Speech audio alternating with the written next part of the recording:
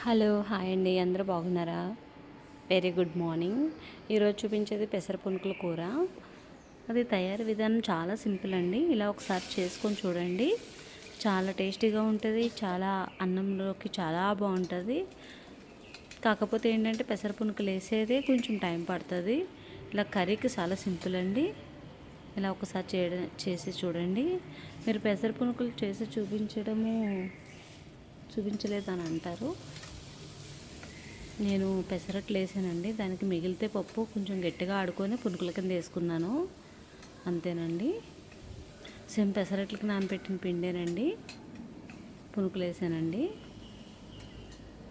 వేసి టమాటా ఆనియన్స్ ఇలా ఇగోనండి చిన్న చిన్న వేసుకున్నాను. ఒక కర్రీ అయిపోయింది. చూసారా చూసారా అండి? ఇలాగే సేమ్ చింతపండు అండి, కొంచెం ఎక్కువ అవసరం లేదు, కొంచెం. చాలా టేస్టీగా ఉంటుందండి. ఒక్కసారి చూడండి పెసర పునుకుల కూర.